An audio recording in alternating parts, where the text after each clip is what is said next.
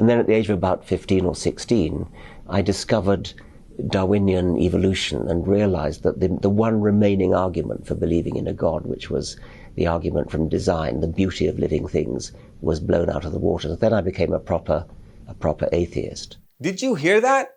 Richard is saying that the only argument that you have for the existence of God is blown out of the water by Darwinian evolution. Okay, so I put on a little show to show you the instinctive response of a theist when he hears evolution from an atheist. The instinctive response is that I need to blow evolution out of the water in order to prove that my God really exists. So you can relax. I'm going to show you why you don't need to do that. I'm going to show you why evolution does not disprove the existence of God. Richard's argument against the existence of God comes out of a uniquely Christian context. Richard is critiquing the argument from design, which was famously made by the 18th century Christian clergyman and Christian apologist William Paley, who argued that just as the design in a watch is evidence for a watchmaker, the intricate design in the living things that we see in the universe is evidence for a designer, and that designer is God.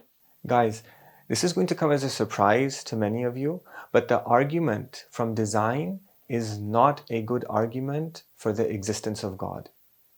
Because it's not a good argument for the existence of God, it's vulnerable to a number of sound critiques that can be made of it by evolutionary biologists like Richard Dawkins. Here's what the argument from design looks like.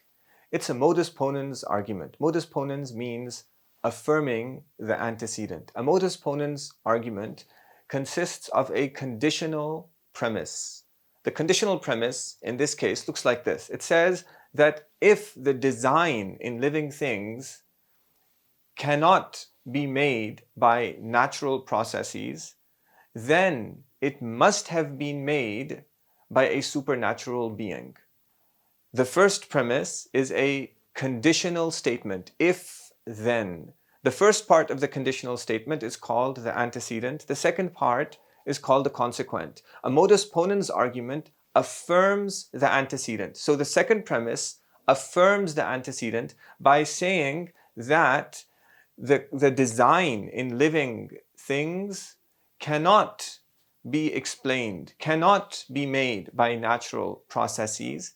And that takes us to the conclusion that the design in living things must have been the handiwork of a supernatural being. An evolutionary biologist like Richard is going to critique the second premise of this argument.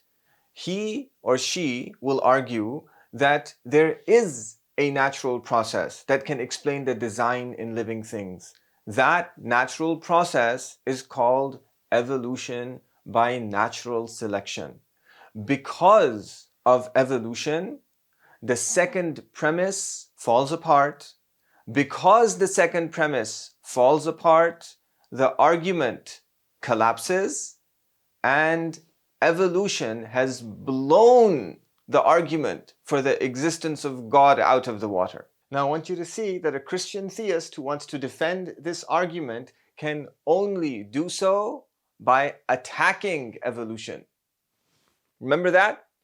So he's going to gear up and he's going to attack the theory of evolution and blow the theory of evolution out of the water to prove the existence of his God. This is why evolution is at the heart of debates surrounding the existence of God today.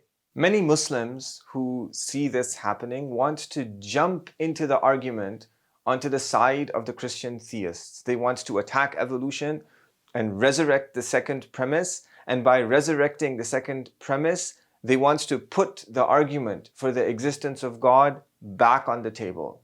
But that's a mistake. This entire debate is wrong. Evolution has absolutely nothing to do with the argument for the existence of God because design has nothing to do with the argument for the existence of God. I'm going to show you a uniquely Muslim contribution to this debate. I'm going to show you that the crucial premise in this argument is not the second premise, but the first premise. The first premise is flawed. Let me show you the flaw in the first premise by asking a question. Let's forget about design. Let's forget about living things. Let's take a rock. Let's say that this rock has no design. Can this rock, it's not a living thing, it's not designed, let's just assume it's not designed. Can this rock be explained by natural processes? It cannot, because it is contingent. And that's the problem with the first premise. The first premise assumes that you need design in living things, because in non-living things like rocks, you don't see design as clearly. So you need design in living things in order to prove the existence of God.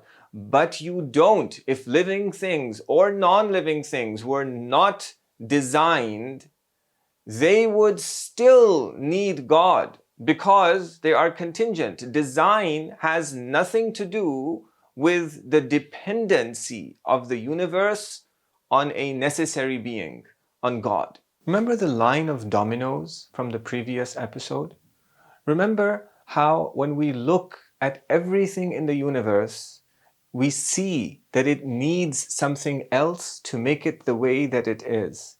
Remember how a scientist who explains one thing in the universe with reference to another thing in the universe is like somebody who is stacking one domino over another domino, which is then stacked over another domino, over another one, over another one, over another one. Remember how all the way at the end, there needs to be someone, something who is holding everything in existence, keeping everything the way that it is. Otherwise, the dominoes would all fall down.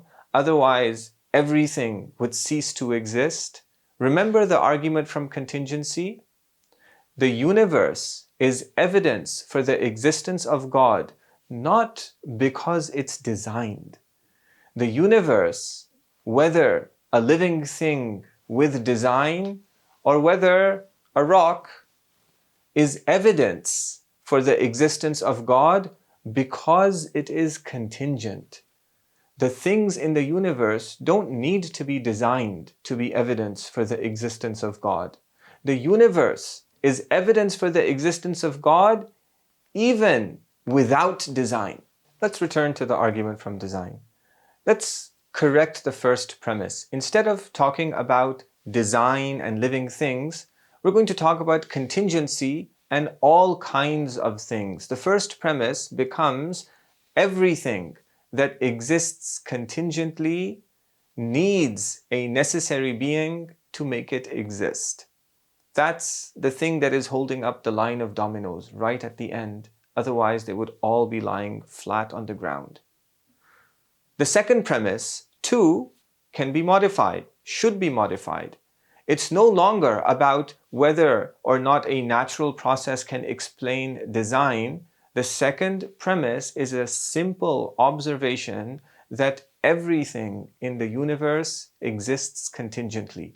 Everything in the universe, I look at it, I say, what made it the way that it is? And I search for something that will make it the way that it is.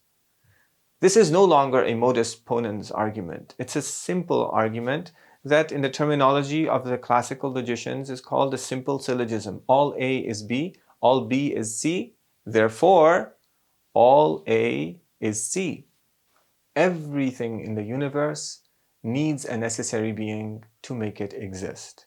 You now understand why we don't need design to prove the existence of God, and that means that you also understand why evolution does not disprove the existence of God, because the whole point of evolution undermining arguments for the existence of God was that evolution is a non-God explanation for the existence of design in the universe. What I've just shown you entails something else as well. It entails that not only is evolution not an argument against God, but in fact, evolution is an argument for the existence of God. Surprised? Join me in the next episode and I'll show you why.